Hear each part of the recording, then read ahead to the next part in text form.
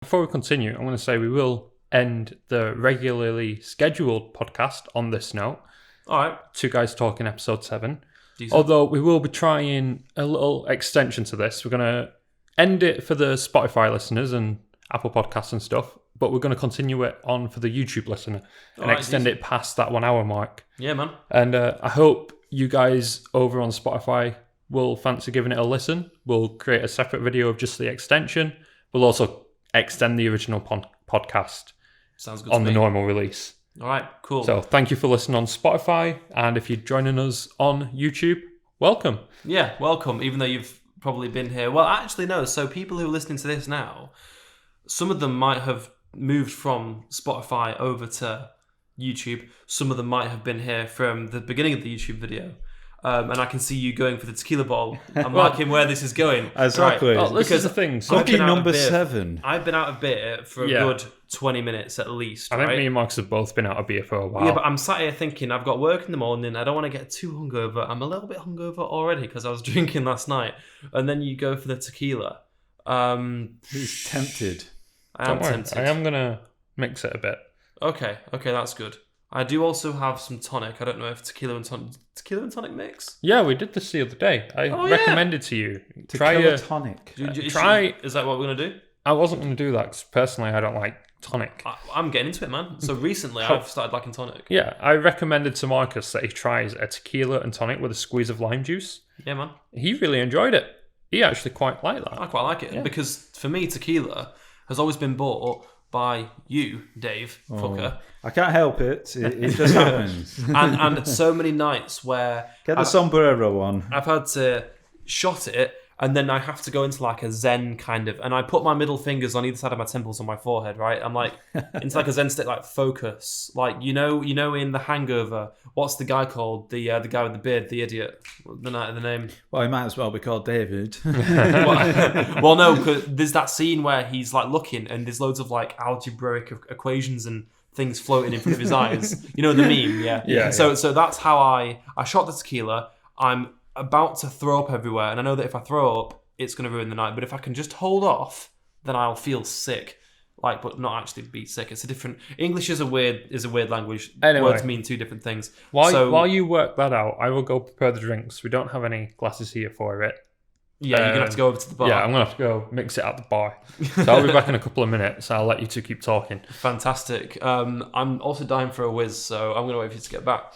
But yeah, no. What I'm saying is the way that we're about to drink this tequila now is the better way. It's the better way of doing it, because the way I used to do it was always like shotting it, and it would just ruin the night. But yeah, man, this is the best way. This is the best way. So what I don't really know much about tequila. Is this good tequila? Is this like the stuff you'd use? Well, I personally say this is the best type I have ever drank, to be honest. I've always gone off the gold standard for tequila. And it is literally gold. Is the golden tequila. All right. Well, I mean, you can get tequila that's got like worms in it and stuff, can't you? I mean, ultimately, all tequila is made from a lovely plant, an algarve plant. Okay. Correct me if I'm wrong. Agave. Pardon me. I'm just going to come and correct you quite quickly. The tequila with worms in it is called a mezcal. Uh-huh. It's a different type of spirit using the same plant. Okay. All right. So what's the benefit of that? I don't know. I'm trying to distract you from making this drink as much as possible. Right, Kris has gone back to the bar. I mean, the agave is being used for medical reasons, tropical and oral, and then it's being used as a liqueur. So, obviously, the actual plant, Kris can correct me if I'm wrong, is it's more of a succulent type. It doesn't require too much water. It's quite a dry heat plant. So that's why it does thrive in Mexican, Spanish sort of climates. And that's why, you get your classic tequila that's aged in barrels such as the Jose Especial. That's nice and gold because it's been aged in that 10-year-old oak barrel. Oh, very nice. Oh, these are the glasses that I swiped from work. Well, so when we moved into our new office, there were loads of glasses that we didn't want, so I just took them. Well, I will say the way tequila works is you can get a white filtered tequila, which is just your standard shot, salt, lime. Okay. You can also get more aged stuff like the Especial that Dave was just talking about. You can also get an Eneo tequila, which I believe is aged from 3 to 6 months, which adds more like a whiskey, essentially. Okay. The way I would describe it, it's like having a aged whiskey. They don't age it as long. However, you still get those flavor profiles through the barrel aging. And that's what creates the unique flavors. Why I quite like a NAO tequila. It's more complex than a white tequila. I mean, it's very sharp. I mean, for me, tequila, I've never really truly appreciated it, but you seem to have quite a bit of understanding of the history and the knowledge and, well, obviously how it's made and the differences and all that kind of thing. It's one of those spirits. I quite like shotting it in the first place. And the more I tried different tequilas, the more I got into trying different ones. For example, there's Patron, which is, while I was in uni, one of the first Mark premium close Mark tequilas that I tried. Okay. And it is quite a nice white tequila. But then you've got Patron XO, which is a coffee tequila. Okay. And I'd never heard of that before. And it is one of the tequilas that I like to try. When I go out with the staff from work, I'll get a shot board of Patron XO. Is it basically just tequila with like a coffee liqueur mixed into it? Yeah. Okay. And we go around buying each other these shots and we get absolutely fucking smashed off this coffee tequila. And from that, I've obviously developed my taste even more with mezcal, with Eneo tequila, with Especials. There's one you can get, I can't remember the actual name for it, but it's like a year aged tequila. Okay. Really expensive. You can get it with Ka as well. Oh, that's KAH, right? That's KAH. Yeah. Well, it's good stuff, that, really good. I mean, okay, so what we've got, so I'm noticing my glass is a lot taller than yours, but I'm guessing that's because you put tonic in mine and not in yours. Yeah, I've mixed Marx's with tonic, like I said before. I squeeze a lime, job's a good one. You get a really nice tequila tonic mix. Yeah. I've not done that this time just because I was in a bit of a rush. I like my tequila like I like a whiskey. Bit of ice, just to water it down a bit. And job's a good one. That's how I like it. And I am now going to tap out and use the bathroom myself before you. Yeah, so Dave has just been to the bathroom. I'm waiting to go to the bathroom. This isn't normally an issue, but we're doing the podcast a bit longer than normal. Dave's just got back. It's kind of like an aeroplane toilet wait when you're waiting for the cubicle to become free and there's that massive line down the airline. Yeah, You're waiting just to get in, or you're getting hit by the person waiting for the loo, and it's like, come on, hurry up. I've not missed those days, even to the point where, like, be a bit crude, like, you need to fart, okay? It's been building up for a while. The airplane food doesn't really help, but you can't do it in the aisle because obviously it's gonna, it's just not, it's just not nice. It's not what you do, especially if you don't know the person you sat with. So I try to time it when I go to the bathroom. And then I go to the bathroom in the toilet in the plane, and then of course, like, you just can't. Like, your body's like, no, I'm just not doing that. And I'm like, oh, for God's sake, like, I'm trying to be efficient with my bathroom breaks here, because obviously bathroom breaks are a luxury when you go to planes. Actually, a funny thing you say here, and just a random thought of idea, in terms of airline food, it's baffled me how. You got Just Eat and Deliveroo, all these many different food delivery companies. How comes no one has, especially in the world pandemic, done a airline style food delivery just to give you that taste of taking a flight? Obviously the type of food, the content of the food, the salt and sugars, they're drastically different just in terms of the altitudes that you're at. It definitely impacts your taste and how you eat the food. But no one has actually delivered on creating an airline takeaway. You know what? It's funny you say that. An airline meal is actually quite gourmet. Obviously, they're made on a massive scale, which brings the costs down. Yeah. However, they aren't just shit thrown in a bucket and sent up on the plane. Exactly. It's the altitude that affects your taste buds that makes it taste like shit. quite ironic, actually, bringing it back to the whole flying wine up to space and how the air pressure and how being in 0G affects the type of wine. Like you say, it brings it that same quality to the food. So maybe we're onto something here. High altitude eating. I don't think it's something that's going to catch on, but no. I get where you're going with that. And in saying that, I want to bring it, now that we're on the post show, I want to bring it back to Formula One and what we were talking about just before we started, which is Lewis Hamilton and his knighthood.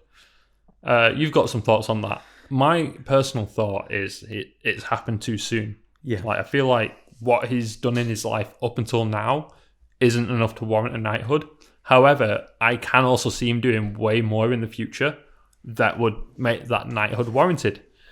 Exactly. I mean, in terms of him being a national icon for not only F1, but for the support he gives in terms of the communities he's a part of, he has, don't get me wrong, he has massively impacted the sport. He's, he's a title winner.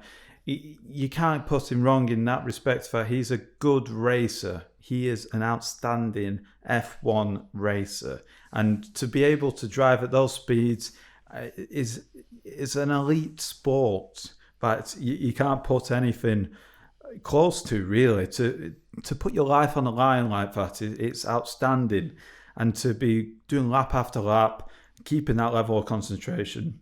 However, in terms of a knighthood, it does beg the question, is it too soon? And is that acceptable in today's society for someone who, fair enough, he's brought a lot to the F1 sport, but in terms of what actually getting a knighthood means? Yeah, I think it diminishes the value of it. Yeah. A little bit. Do you know what I mean? So, in terms of, is it like anyone can sort of do really well in partaking in a sport and then get a knighthood, where in terms of like getting an MBE or something less of a knighthood do? Well, it's like you can appreciate his personal accomplishments within the sport. He's beaten Michael Schumacher on race wins.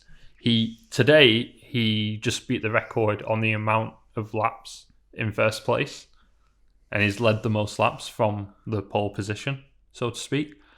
Yet none of that has a wider impact, which is normally what you'd expect from a knighthood, is the wider impact it has on the world. And I know he's looking into greener motor racing, like electric dune racing or something along those lines. I can't remember exactly. I apologise if it's wrong. And this is where I get in the future, I can see him doing so much good that the knighthood would be warranted. However, right now, I just can't see it. So with knighthoods, do they have like a quota like, we need to have this many knighthoods per year? If that's the case, then, I'm just wondering as to why they decided now to do it. Like, what was the actual value add in doing the knighthood now? It just depends on what the Royal Palace thinks is good. It might be publicity. Maybe. To be fair, they've got the royal family. They've got a lot of stick right now, and they have to do more to obviously stay relevant and to get more public popularity. There's a lot going against them right now. Not going to go into it too much unless you guys have an opinion on it. But I think, I'm not against the royal family. I think they're a good thing, but I do think. I don't know, the relevance isn't really there, and obviously, maybe that's the reason why they're just dishing out knighthoods, but it does feel like they're dishing them out. I believe the problem they've had with Meghan Markle and Harry has kind of tarnished the name a bit. Yeah. Although this knighthood came before that big interview. Yeah, but there's been problems for a while now, and people have been saying for years, why have we got them? They're taking money out of the country and all that, stuff that I don't personally agree with, but this is just what people say. And I kind of feel like, to be proud of being British and who you are and all that kind of thing, they're part of our history and our heritage. And I just think it's a bit of a shame if we lost all that. But it's going to happen. Well, like in my opinion, when Liz dies, Oh, we touched on this last week, and I don't think it's worth retouching on it. Yeah, it's just how I feel. But I mean, I don't know. Maybe that's why they're doing a lot of knighthoods. I don't know. Maybe at the same time, it's the way in which we see the royal family now. Maybe the future royal family is going to be a different view. So we view the current royal family in this way. So that the new Marcus just almost broke his ankle. I just smacked my foot on the table. There's no working away around that. In fact, Kris might have been able to have edited that noise out, but I mean, you've just referenced it, so we're gonna have to keep it up. We're gonna have to keep it in. I could have got rid of it now. Don't worry, I've saved you some time, Kris. But in actual fact, like the way in which the royal family will go in the future, I mean, in terms of the Commonwealth and diversity and how they are perceived, it's a different generation. It's going to be how our current generation, and our parents' generation, it was all about, the potential of space travel. And then that sort of got, like we were saying before, it got shot down. But now our future generation of things, it's going to be different.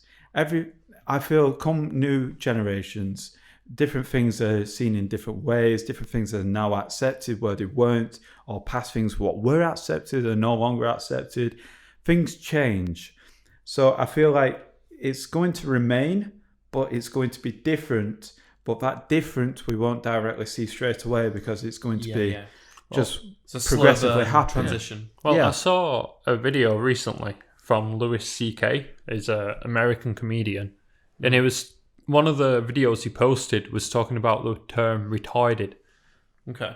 And how in the past retarded wasn't offensive. It was a medical term to describe someone who, for all intents and purposes, was stupid, who struggled with learning or had a learning disability, etc., etc. It's not their fault. It's just that's the condition. Medically speaking, they were retarded. Yeah.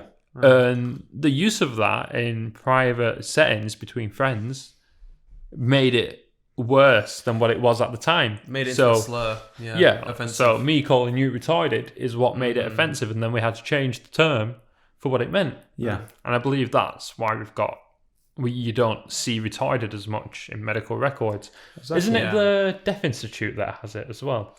Historically they were for the deaf and retarded or something. I believe so, yeah. So that's that's a bar now. And a thumping good one as well. But I mean, it used to be for, it's got quite a colourful history in that sense. It's a great venue, but obviously, its history is rooted in.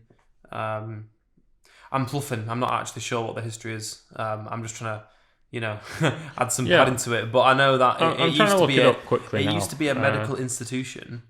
All right, there we go. Adult Deaf and Dumb Institute. Yeah. That's it. The term dumb. Yeah, but being dumb, that just means that you can't. Doesn't mean that you can't see. Oh no, you can't speak. Well, if you're dumb, you can't speak. This is it. In my one of my previous jobs, I had the responsibility of. It sounds very boring saying this, but checking the disabled toilets, the emergency lighting in there. And I think that could be quite interesting depending on what you find. I mean, if you like light bulbs and testing them, fair enough. However, on the actual records, I took over someone being the young age of my mid-20s. I took over the age of someone who was in their late 70s. And his reports and records, he labelled the disabled room as the invalid room. And it's funny how terms are perceived in one way for us, but then for past generations, it's not. I've never heard that term. What was it? Invalid? Invalid. Invalid. So, invalid. Basically. Yeah. Oh, invalid. Fuck. Weird. As in, you threw me off with the pronunciation. Yeah, you're invalid to use the room basically because of having a lack of ability to what we now call a disability. But it's so you could see that he was a different generation because of the terminology that he used. Well, however, that's now stuck with me.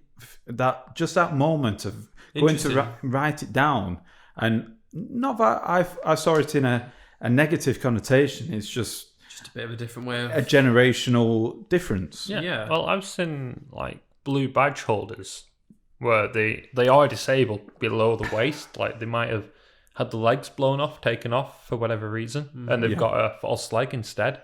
So they get that blue badge for essentially being legless on one side. Yeah. And people complaining that they're parking up in a blue badge bay, and then they get out of the car and it's clear as day that they are missing a leg, but because above the waist they look perfectly normal like the rest of us, they complain. Why does that? Those bays are to help people out who have got a massive struggle. Like who the fuck's complaining about that? People have invisible disabilities, and sure, you might not see it straight away. However, if you look closer, you will see it. And that's something you got to respect. If someone has a blue badge, they have it for a reason. Mate, if I'm parking at the back of the car park and I see someone who doesn't look disabled parking in the back, I'm not going to pipe up. I mean, a lot of disabilities are invisible. Yeah. And I'm very able to walk right now, and I should be thankful for that. So I'm going to park at the back of the car park. Ben, I also think it's the type of person that you actually are. Yeah.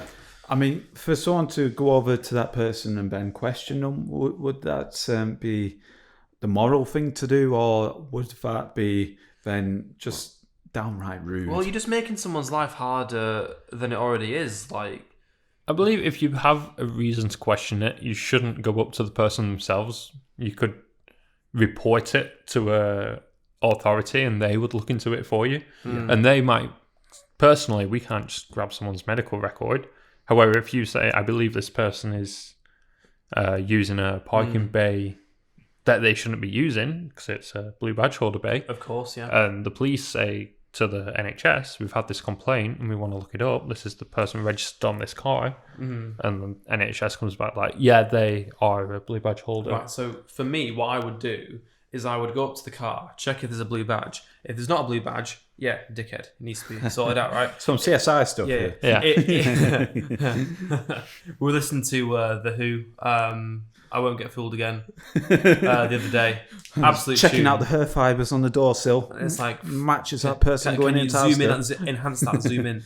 And but obviously, so if there's no blue badge, then the guy's a dickhead. Shouldn't be parking there. But if there is a blue badge, I'm not going to question the validity of that blue badge or why it's been issued. I trust our system that we're all paying for. I trust it to actually do that work for me. I'm not going to, because that's stressful. Imagine if you're disabled and, you're constantly getting people phoning you up saying, oh, we've had this, report. We need to come in and see if you're actually that's just horrible. Like there's a blue badge there. I'm not going to question it. I'm just going to be like, yeah, there's a blue badge there. I'm not going to, and if you do forge those things, then obviously you are a dickhead as well. But it's just like.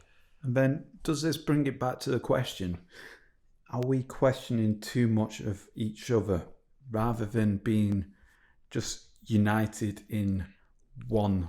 Yeah, we're trying to police each other more than help each other. We're breaking down each other. We're going off what's being shouted out at us on, especially like social media, and then this is it's dividing people. This is what's causing conversations and causing conflict as well. Conversations.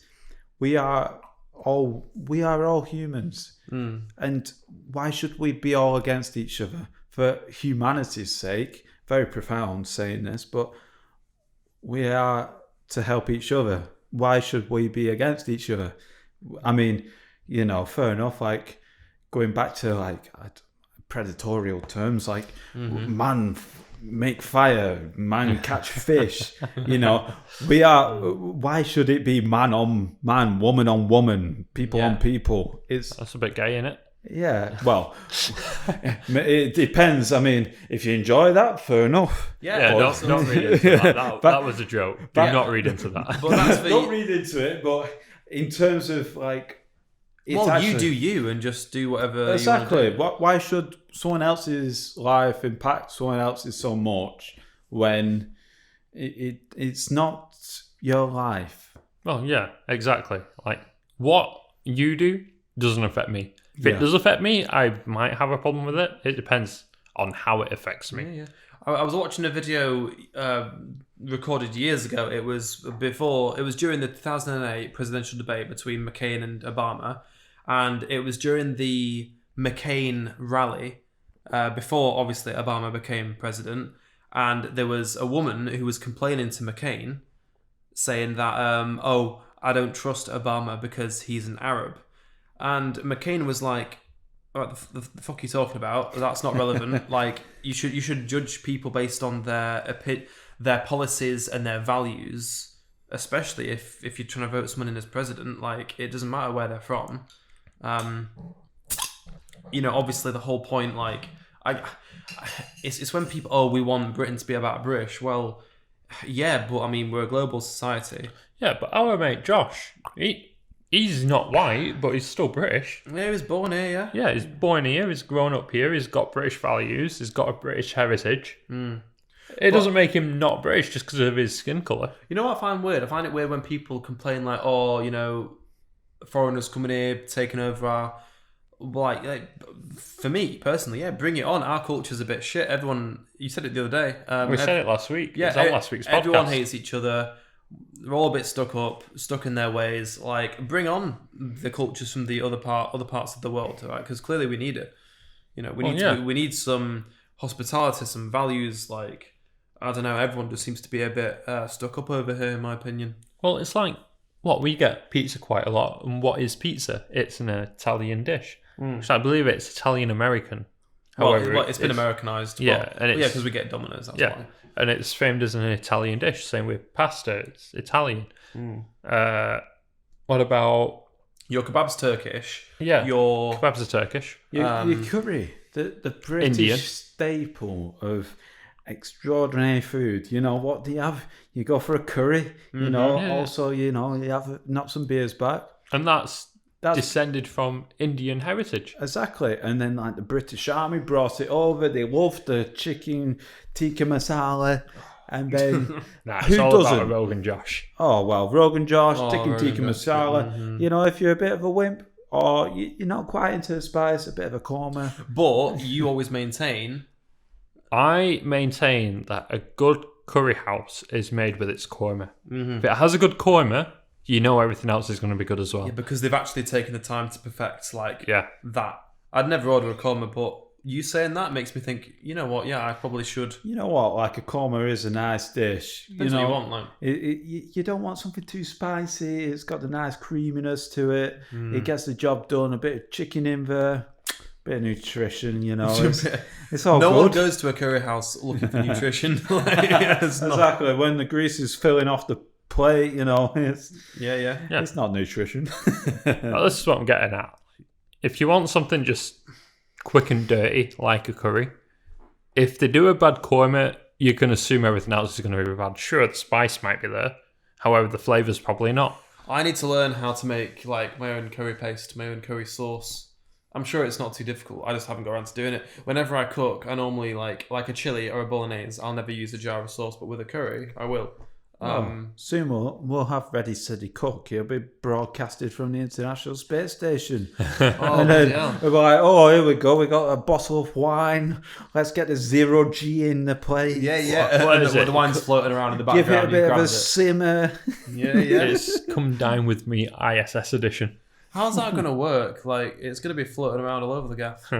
Well, it'll be filled with advertisements if current streaming's like how it is. Oh, that's the thing. You've got to prepare it on Earth and get it in those like prepared dishes that they send up, and send it to the guys in the ISS, and they'll vote on it. Like, this is a 6, or this is a 4. It was a bit too dry for me. I mean, it's like you're in the fucking space station. It's dehydrated. I mean, it's a 6, but it also could be a 9 depending on, because everything's fucking floating about, like spinning around and shit.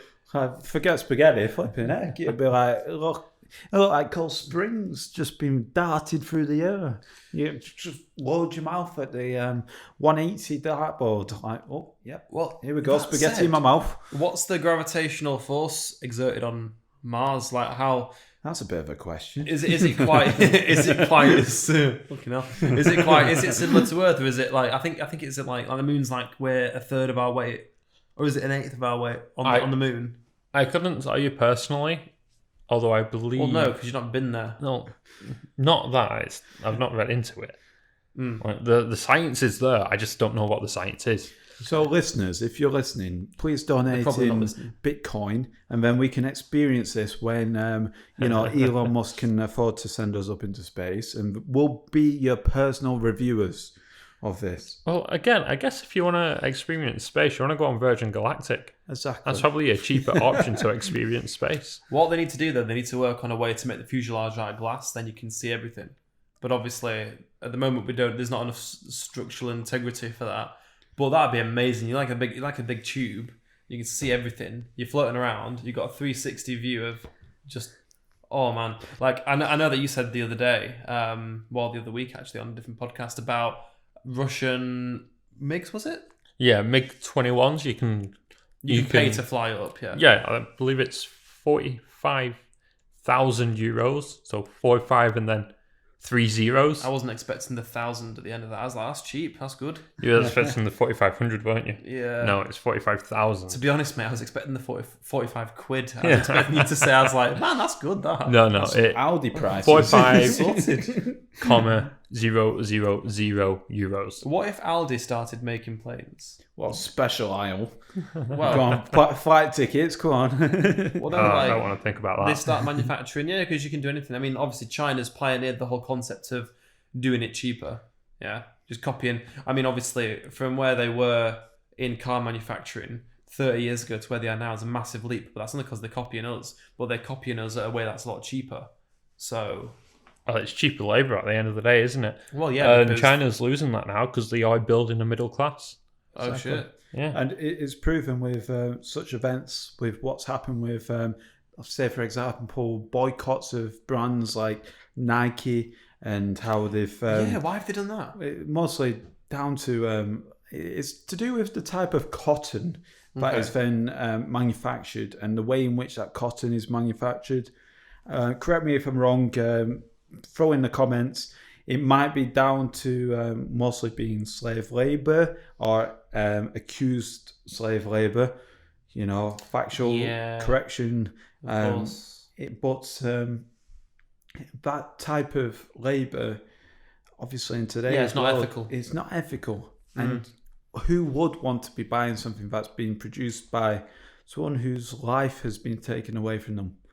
Literally, there was a huge thing about Primark, and obviously the factories in Bangladesh, and I don't know what's going on with that. I don't know if they're doing things more sustainably now, but it's ridiculous just because their standards of pay are so much lower because they'll do anything just for money, which is just insane. They're happy to work 14 hours a day for a couple of quid. It's just what the hell's that like? Well, I saw a thing on YouTube recently about companies moving out of states like California and New York for cheaper states like Texas because the tax in Texas is so much lower than the states that they're originally from. Mate, I was in a taxi. I was in an Uber when I was in Austin just over a year ago, and even he then was saying, people are moving in. There's something like. It's like the new Silicon City, really. Literally, all the big tech giants are moving into Texas, mostly Austin. It's a lot cheaper. They're very liberal there, so very artsy, and the vibe's really good. And for various reasons, they're moving away of places like California and moving to to Austin. I was there for 4 days, but it's an amazing place. It's really cool. I'd love to go back. Yeah, same. Well, I say go back. I'd love to go. Yeah. Well, it'd be good to go when we go. It'd be good to go with a purpose. If there's like RTX or a kind of expo or something. South by Southwest, maybe. Oh, that's true. Yeah. Two guys talking on tour. Two guys talking on tour. TGT-007. Oh, that'd be a great thing if we can get the podcast legitimately streamed from overseas. That'd be great. I'd love to do a live podcast. I'd love to have obviously we've not got the viewership just yet, the listener stats, but eventually have a live chat. And then we can refer to people, give people shout outs. Obviously that requires people to be actually listening to it. But I think that'd be really cool doing we couldn't do it on our current internet. Our upload's too slow. Not only that, we just don't have the right setup. So we've got the table in the living room with mics attached to it. I mean, it's the laptop in the middle doing all the recording. You know what? I mean, it works though. I mean, keep it works. simple. Yeah. Simple is better. You can sometimes overcomplicate things far too much, no matter what it is, from recording a podcast to literally making your dinner. Well, what is it like? I don't know. What do you want to do In terms of travel? in terms of life, man? In terms of life? Yeah, like let's get on to the big questions now. Ooh. We've been going for an hour and 40. Well, I mean, in terms of life, I wish I put £10 into Bitcoin, like I said about 10 Well, years ago. there you go, and it's all about FOMO. But what can you do today based on the knowledge of that from 10 years ago? Well, based on the knowledge of how quick things can progress and how technologies and the way in which things seem normal now and how things can progress so rapidly and quickly in a way in which no one can actually truly imagine. News outlets, people who predict things, analysts who look at numbers, no one can predict anything what's going to happen in the future. What I want to do is basically create the best possible future for my future family. To be able to create this whole entire world for that future family that is going to be the best possible outcome for them. And yeah, you want to be able to provide for them. It's kind of mad that because they don't exist right now, right? Exactly. I'm creating something now. What legacy I create now and the hard work that I do now is going to impact directly on my future. You know what? children. That reminds me of the Native American mindset of you don't inherit it from your ancestors. You don't inherit the land from your ancestors. You borrow it from your children. Yeah.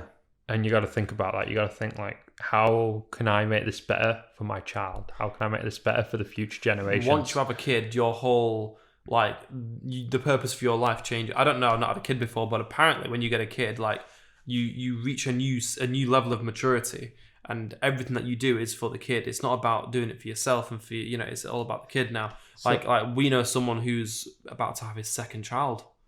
Like it's mental, but I mean, like now isn't a bad age. We know people from school who've got kids that are like nearly 6 years old, and That's it. in my opinion, they've had a bit too young.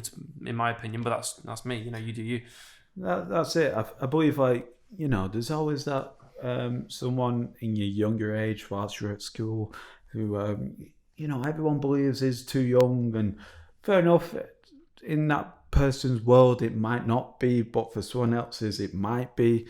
It all comes down to levels of maturity, and I believe how someone perceives one age to be the right age and the other age to be the wrong age. But it's the pass on of information and knowledge that is the most important part of progression, not only for someone's family, but for if you're looking at the broader picture of human civilization and progressing in a progressive way to be able to actually get to the bottom line of the world's problems, because no one's make a better future for exactly. Well, I saw in the news this week there was a teenager who had a kid while they were in high school. Like, you can guess that based on the article. Yeah. They were a teen pregnancy, had the kid, brought it up for a year and a bit, and they've turned 18 and gone out on a massive sesh. They went out on a 4-day sesh. And normally it's hats off to you. Fucking 4 days. Even though except the baby starved to death. The baby died. The baby died. Oh my god! What? When was this? This was recently. This was in the news pretty recently. Like, God! She went out to celebrate her 18th birthday. She left the baby at home with some food, with some water. You can't do that, man. Yeah, the kid's not old enough to deal with that. Yeah. But the mother. It was the mother, but it wasn't the father. It was the mother. It was the mother, yeah. Okay. Like, the mother was a kid herself. Yeah. So obviously, she wants to... She's not even... Like, my mum provided the best she could for me growing up. So the worst thing, in my opinion, I could have done was not finish my childhood before having a child. Like you're still a kid yourself. Like, your parents have done everything for you, and you've not even, like, finished that yet. I don't know. Does that make any sense? Like, do you know what I mean? I mean, you say that. I feel like the age of maturity has got higher and higher. That's true. Like my sister, she's much older than me, and she's just not had time to have a kid yet. She's not even. I'm sure she wants one, but she's almost getting to the point where it gets harder when you get older, right? Yeah.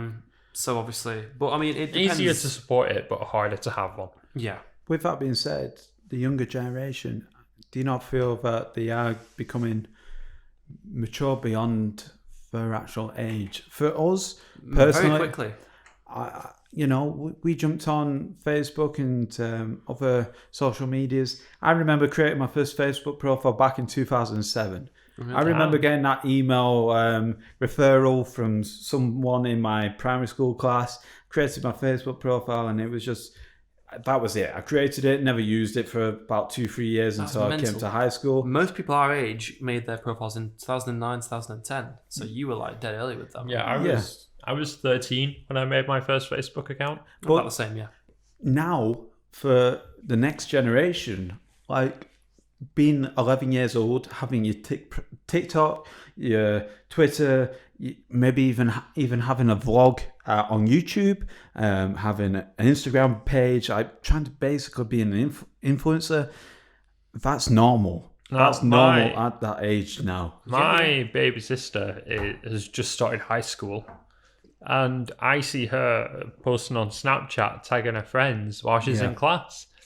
I'm looking at it like, I'm not going to grass on her to a man. I'm like, but you're messing up the education. Yeah, I'm looking at it like, yeah. And I kind of get where my mum and dad were coming from when I was in high school. Yeah. Of you shouldn't be on your phone. You don't start at the time. You start to realise it now. Yeah. You start to understand like the implications of it all. Yeah. But then, I mean, just going back to like the maturity thing and kids getting a bit too old. Kids like younger than we played Minecraft when we were kids. Before you continue, on the same strand of thought, it's she's got enough information at her disposal to know what she needs to know and to know what she wants to do and focus on that. Yeah, okay, that's true. And having that access to technology helps that. If she uses it for that. Yeah. Okay. It's if like for example, when we were kids, we played a lot of Minecraft, but we didn't conceive the idea of, this could be a business opportunity. Exactly. This could be, we could make money. There are kids who are younger than us who are now making loads of money renting out servers, right? Minecraft servers and other games too. And that's an opportunity that we knew how to do that shit. Yeah, at the time we were setting up Minecraft servers. Doing it for ourselves because it was fun. We were like, we'll sell this, sell that, we'll put these plugins in. We weren't even thinking how technical all of this actually was. Yeah, it was actually quite advanced shit. Like most people our age didn't know how to do that. Yeah, people pay a subscription rate for this sort of shit now, and to us it just seemed like a normal thing to be doing. Just what you do. But I had an idea recently, and I've told you about it, of having pre-installed games on hard drives that are compatible with Xboxes or PlayStations. As you think about the download time for a game, it's a couple of hours at the very least. And instead of waiting a couple of hours, you go to your local game store and rent out this hard drive with a few select games pre-installed. Or you could order a hard drive with those games and you bring it back, put it in the Xbox, and boom, you've rented a game for a week. Yeah. And you can extend that rent as long as you want. I mean, with that being said, I mean, throwing back to the what we mentioned before with upload speeds, like in my partner's apartment, you're verging on 250 megabytes per second download and upload. This is the type of connection that businesses don't even have access to. This is what the next generation... 250. Exactly. Up and down. That's I remember mental. The ages of when we like going back to when we were uploading YouTube videos, little Minecraft Let's Plays. You guys listening, you might be able to find these if you really are listening, but also in terms of hosting servers, we were doing this on like maybe 2-3 megabytes upload and maybe 5 megabytes download. Your partner's upload literally is 400 times that of what I had at my mum's house when I was growing up. Yeah, exactly. And I was doing YouTube videos. You'd wait 12 hours to upload a video to YouTube. Yeah. I mean, this video, what you're listening to now, this will take what? It takes a couple of minutes. Well, Marcus does all the uploading and Yeah, work. yeah. So I take the footage on for the YouTube cut, which we'll listen to now, and I will go to work with it and upload it on their internet because they've got 100 megs upload, which is, believe it or not, at least, depending on the day, at least 50 times faster than what we have here. And the office is just like a couple minutes down the road. So mental, just like that disparity in speed. Like, we're near the university, so surely we're near UK fast, right? Like the infrastructure hub of the north of England, right? For internet speed, and yet somehow all the speed has been lost, like, by the time it gets to where we are. And then this brings me to the other question in terms of how technology is going and the speed of how everything is progressing, companies and institutions such as government, securities like GCHQ, part of the government national network security, their hub for security is now all in Manchester. They are expanding GCHQ massively, and how securities and networking, how all this to us when we were 10 years ago, we just took this for granted. This now is just massively on a whole different platform. Yeah, and I think it's exciting to see, and I just kind of feel like if I'd had this when I was younger, I would have done more with it, Yeah. Like, I was like, the Minecraft servers, the YouTube videos, the things we were doing just for fun back then. Whereas for now, we've got more of a business mindset. Oh, how can we make money from this? And we've got more tools, but I just feel like we're not using them to the fullest. Whereas back then, I was happy to wait 10 hours for a 10-minute video to upload to YouTube.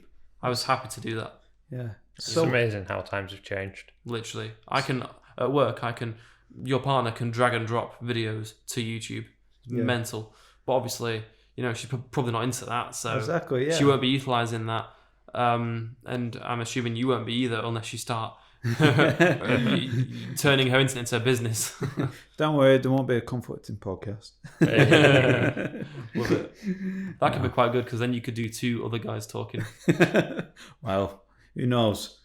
Well, on that note, I think it's time we actually ended this podcast. It's been going for quite a while, Yeah, I've been having a great time. On the reader, we're touching 2 hours. Yeah. Obviously, we started a bit later, so probably more like 1 hour 40 for you guys. We finished the beers on the actual podcast. On the post show, we finished the tequila. And I've got work in the morning. I don't want to drink too much more because I will regret it. So yeah, I think Kris is seeing the edit time here. It's going up and up and up. It's not the edit time; it's the render time. Oh dear. Oh god, I'm normally up till 2 o'clock getting the video sorted. So like we're talking 2 about a.m. things being more instant. Yeah, It's not always so instant. like my Not laptop always. can't handle the render times as much. Yeah. Anyway, on that note, thank you for listening. Yeah, and Dave, thanks for being on the show. Definitely, It's been great, thank you. great having you as a guest. Thank you very I much. had a cracking time. Some good beers, Some good beers. some good chat. And this will be a nice learning experience for having a third input.